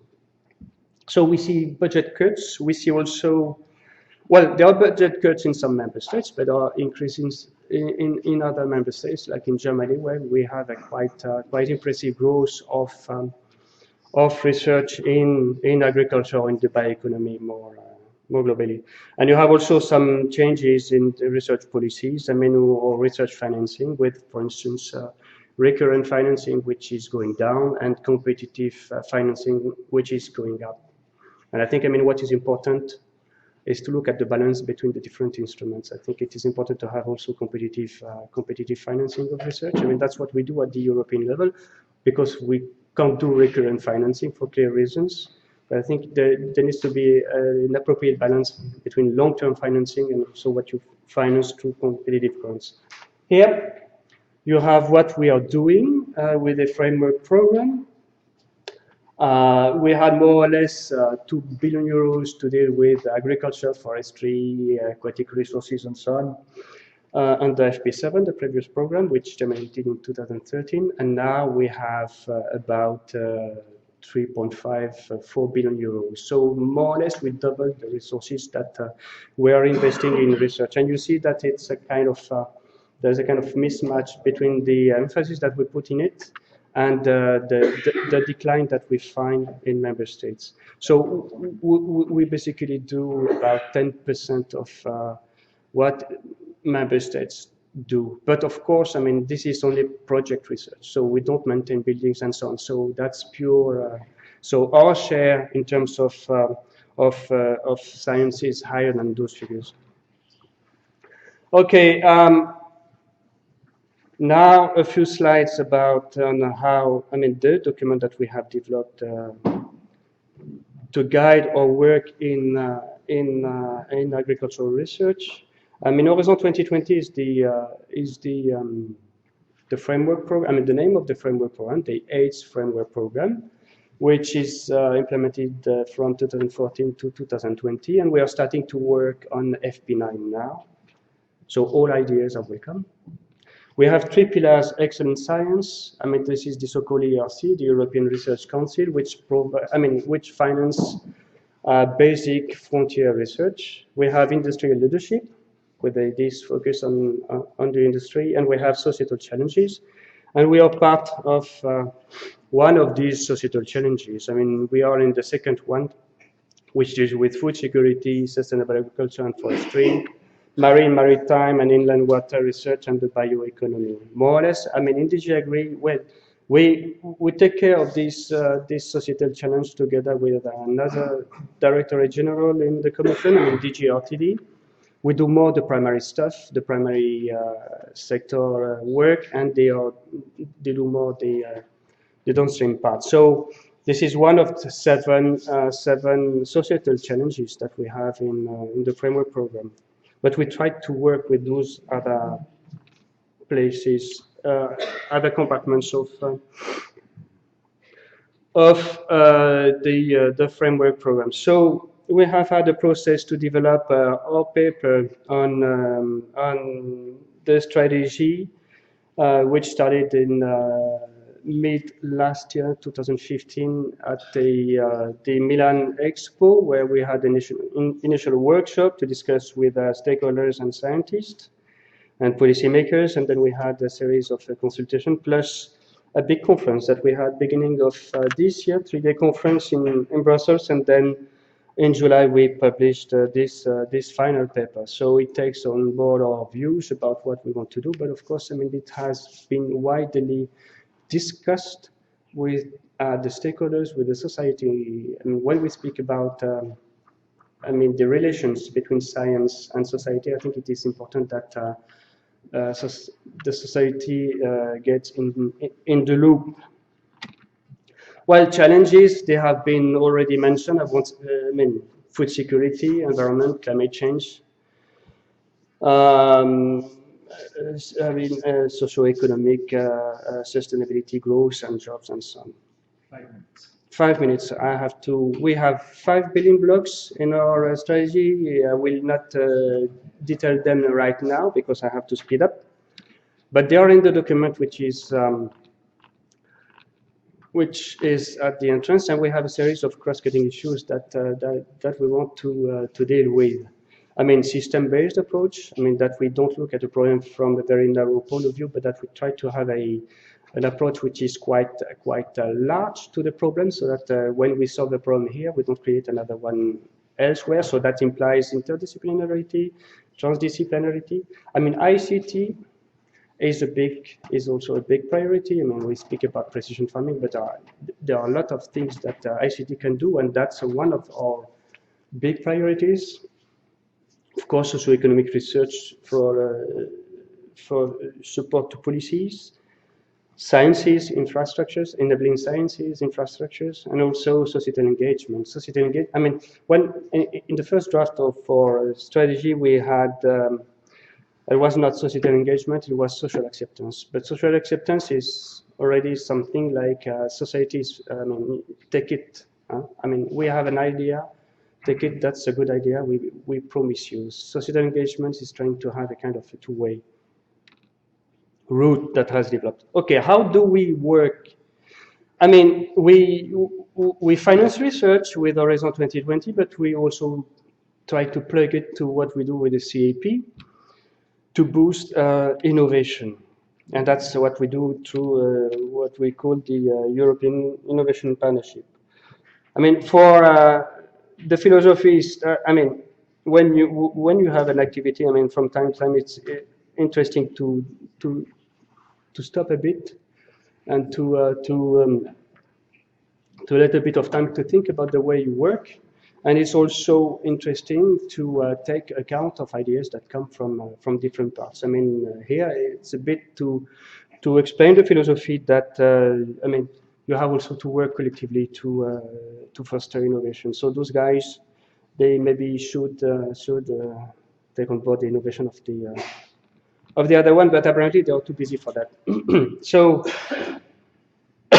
our approach, I mean, aim is fostering competitive and sustainable agriculture and forestry.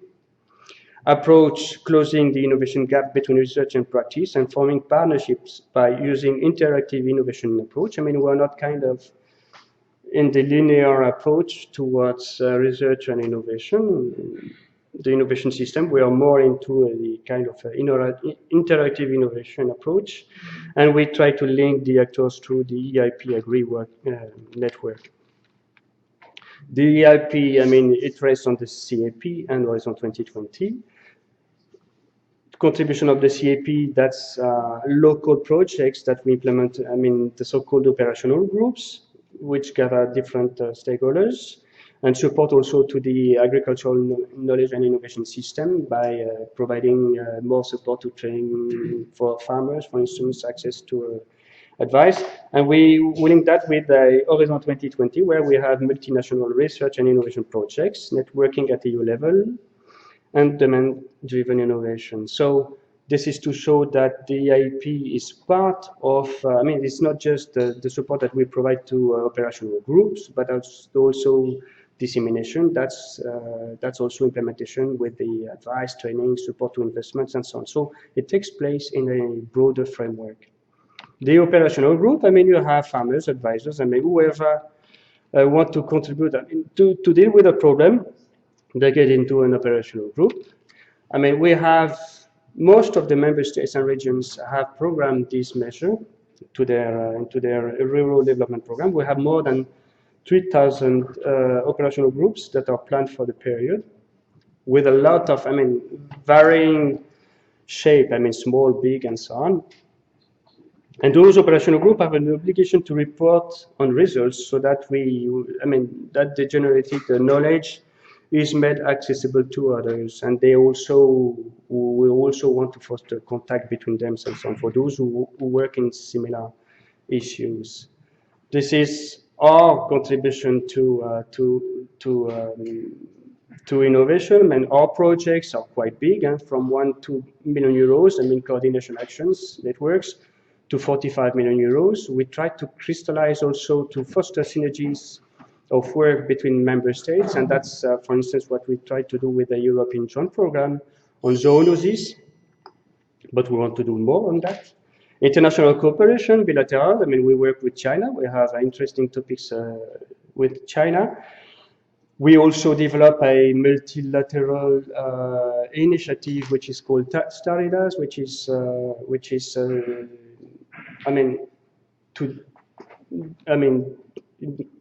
meant to work on animal health, and we are financing the platform, but we're also channeling some of our projects into it.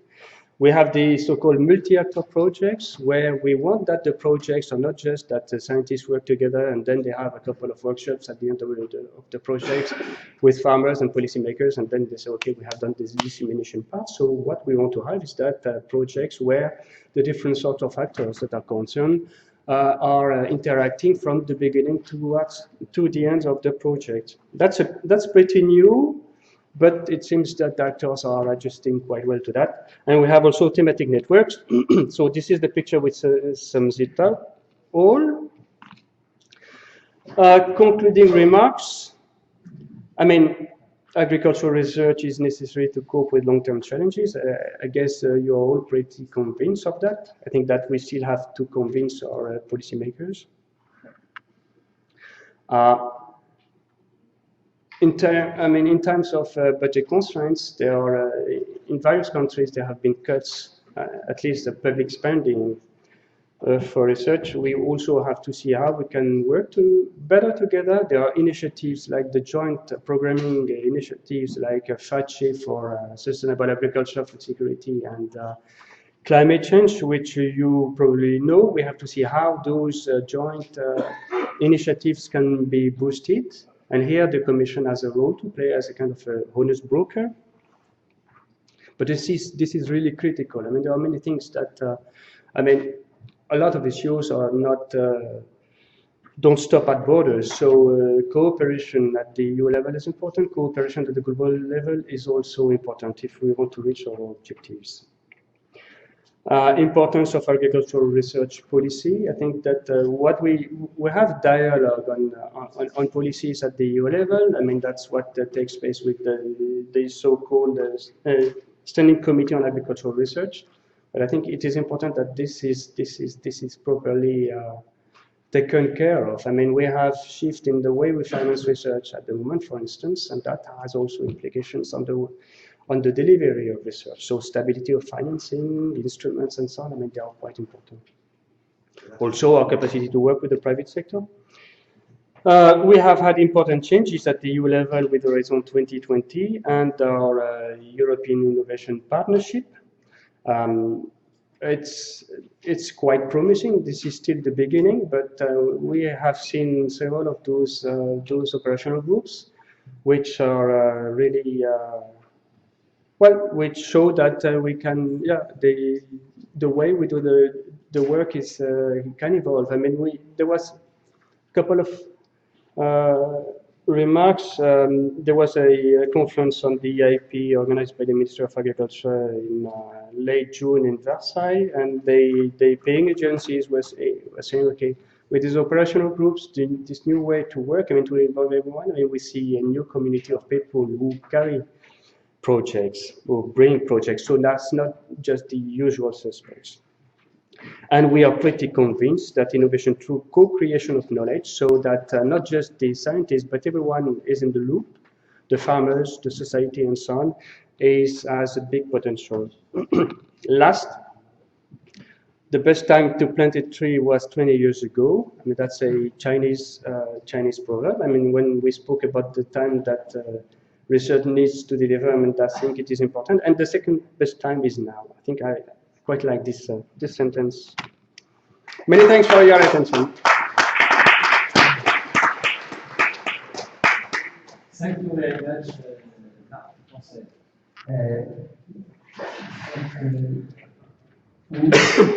where is the first question, Jacques Paulet.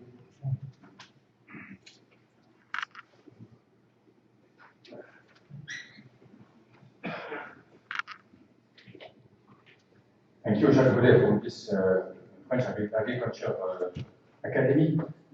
Thank you for your presentation. On your first map, we see the place of Europe, Asia, and Africa in population and in agriculture. And in your speech, I never heard of the name Africa. So please, what is the policy of Europe against Africa or for Africa? You speak about China. The last thing is a proverb in China. We have a lot of African proverbs which are the same way. So please give me some reason. Yeah. I have no problem to provide some detail on Africa. Well, actually, this map was there really to show that I mean, international cooperation in research is absolutely necessary with Africa. Because, I mean, it's not just that we will export our products, I mean, European products to Africa to solve the food security problems of Africa. At European level, you have DevCo, the Directorate General, which deals with international cooperation, who has a lot, I mean, has programs regarding agricultural research for development, so finances directly few projects or many projects through the European Development Fund in Africa. That's one part. Another part, they also try to beef up to support the regional organizations which deal with research in Africa, plus FAO, the animation work related to agricultural research for development. But they have also a big, I mean, you know that there is the CGIA, this is this consortium of 15, 16 institutes like IFPRI, CIAT, IRE, who work on agricultural research for development, to which the European Commission is one of the largest donors, and with European countries make up more than 60 or 70% of contributions to the CGIAR. So there are big efforts of our colleagues to foster agricultural research for development in Africa. In other regions also, but the focus is quite clearly on Africa. As far as we are concerned, we also try to develop activities linked with Africa. I mean, there have been, in the last years, some topics on short-term forecasts for food security, for instance. There is also an ERANET which is being established on agricultural research for development in Africa. And also, as far as we are concerned, in DG Agri, we'll have an initiative. We are building a sort of partnership between the EU and African Union on food, nutrition security and sustainable agriculture. That's a partnership, so we are both supposed to bring contributions, the EU and also African countries. And we have some preliminary activities that are starting 16, 17, but we will have more investments from 2018 to 2020 and the Horizon 2020, and this will continue along the years, but we'll have several tens of million euros invested in fostering a sustainable agriculture and food security in Africa. And there are also other activities.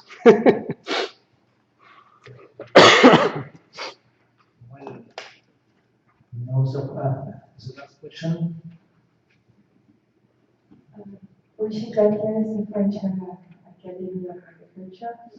You have ended your speech by the huge potential of co-creation of knowledge.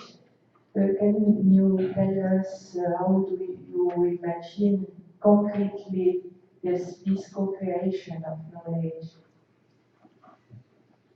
I mean, here it is very much into providing the pipes for circulation of information. So networking, knowledge exchange is considered a priority.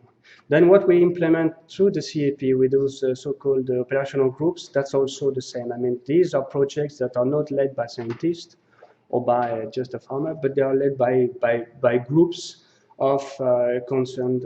Of course, I mean, the farmers are supposed to be kind of in the driving seat, because I mean, at the end of the day, what we want to solve is a problem that takes place at the farming level. But this is clearly not something which is proposed by a scientist and then he gets the signatures of a couple of farmers plus a cooperative, and then this is being financed. So it goes beyond that.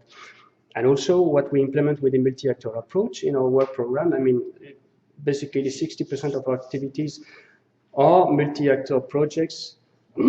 Not all of them, because there is also basic science. I mean, there are parts of activities that which do not have to be multi-actor, but this multi-actor approach where it is really meant that the activities, I mean, that the views of the final users of innovation of the research results are properly taken into consideration, and that the project themselves are built the result of this involvement of the different parties. So it means that all along the activities of the project, the different actors are supposed to be there. I mean, and when we started to work on that, the first work program, 2014-15, we had the largest footnote in this 1,000-page work program. I mean, it was. Now it is half a paragraph which explains how we see that we want people to work together. And it has been difficult for some scientists, but I mean, at the end of the day, if they want to be financed, I mean, they have to go through this approach. And in the end, for the last years, I mean, 2018, 19, and 2020, we will finance for about 300 million euros of research per year. So if 60–70% of that is multi-actor, I think that people have to take that approach quite seriously. Then we will see how it works. I mean, we're starting to evaluate. Even the EIP has hardly started. We are already evaluating it, at least the way it is formulated by member states. But there are also topics in 2017 work program which are looking at those aspects, because we want to beef that up and also to strengthen this approach with the next period from 2021 onward. Thank you very much, Marc Duconseil, fellow members, dear colleagues, ladies and gentlemen. This morning, I had the hard job to be the executioner with his terrible axe, and it was very difficult. But during this first session, we heard 4 very exciting presentations about agrarian history, followed by current perspective on climatic change and European Commission plans for research and innovation in agriculture. The previous question is, what is agricultural science? The first answer is broad multidisciplinary field of biology that encompasses the parts of exact, natural, economic, and social sciences that are used in the practices and understanding of agriculture, and enlarged to food and environment. But Paul Bracelet had shown that agricultural science has only ambiguous definition, explanation, or prescription. Measuring its effects is difficult. Have we to measure productivity of agriculture or scientific explanations? Nevertheless, he agrees with Nadine Vivier. During the second part of the 18th century until 1850s, agricultural sciences with knowledge networks all over Europe was led by landowners interested by their own estates with practical abilities, and by large-minded scientists, all were gentlemen. During this period, there were many reasons for agricultural evolution.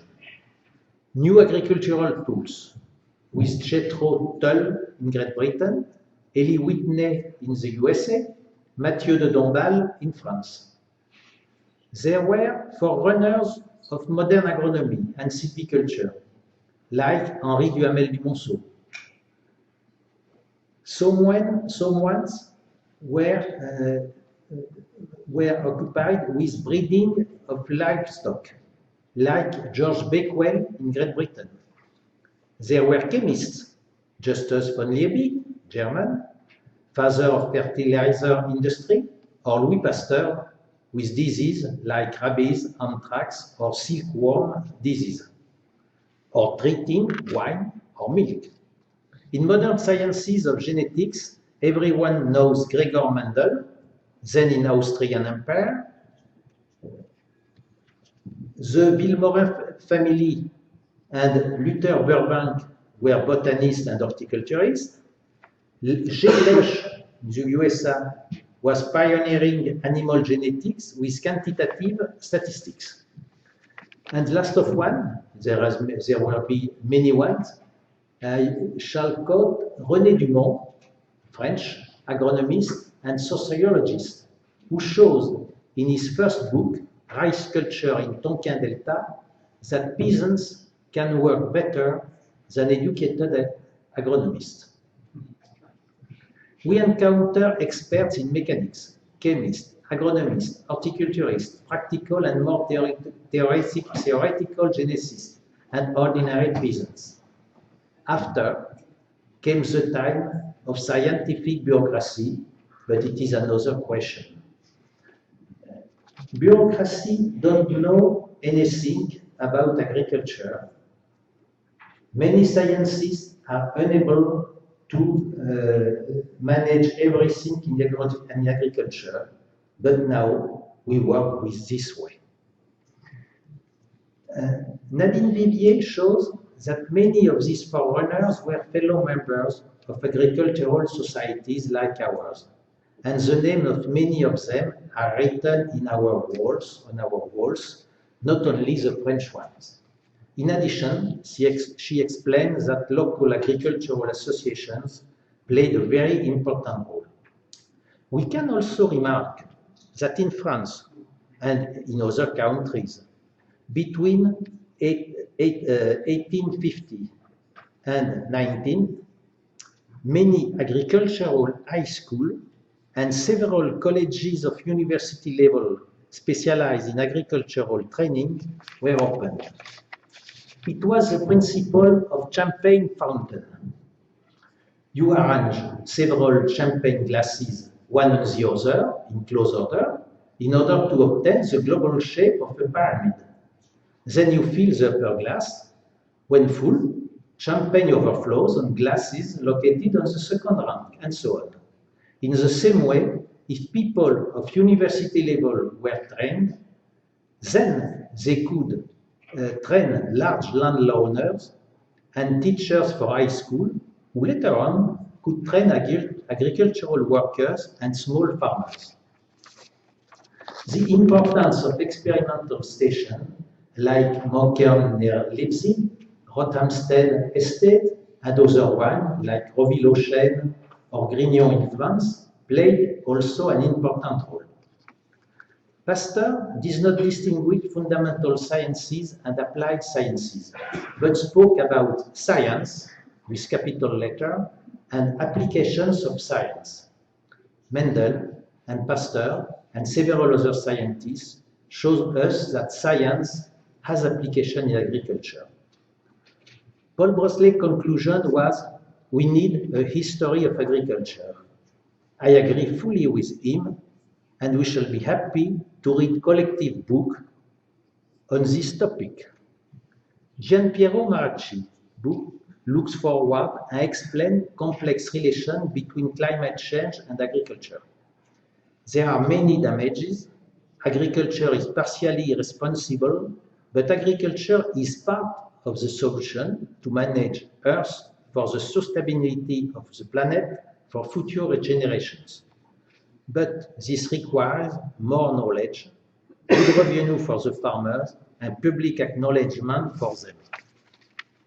Marc Duponcel has described the main elements of a strategic approach to European agriculture research with 5 cross-cutting issues: system approach to research, societal engagement, information and communication technologies, enabling research and infrastructure, socio-economic research. The European program aims to involve all the actors in a co-creation of knowledge. This approach presents many advantages. In ancient Egypt, the Bible says that there were 7 years of abundance, symbolized by fat cows, and 7 years of famine with lean cows. Joseph advised the Pharaoh to store surplus grain during years of abundance in storehouses, so it could be possible to feed people when there will be famine. In our modern societies, we live now during years of fat cows. Tomorrow, with climate change and 9 billion people to feed, maybe years of lean cows will happen. I am sure that modern storehouses are now research laboratories, and surplus grain are research laboratories, experimental stations, and model farms. Surplus grain symbolize agricultural research program and collaborative projects. Let us hope that politicians will build and fill the storehouse. It is the first message we have to transmit to our governments. And afterwards, what makes agricultural science? Asked Paul Braslet. Authority? What makes agricultural science persuasive? Asked Paul Braslet. Authority? I don't think so. Scientists are very reluctant to authority, and it is a good behavior. Discourse? It is a very important point. Convincing scientists is by far much more efficient than authority. Media? Maybe the major point, with the possibility of important errors. It is very difficult to work against public opinion, but since Galileo, we know that science is not democratic and cannot follow current opinions. The first message was for government. The second is addressed to media and public opinion. Science is not mainstream. Researchers and opinion must always be open-minded, and they also have to destroy or complete the previous point of view. Research is very important and has to be free. Afterwards, but only afterwards, citizens can and must control the application of science. So I thank you very much.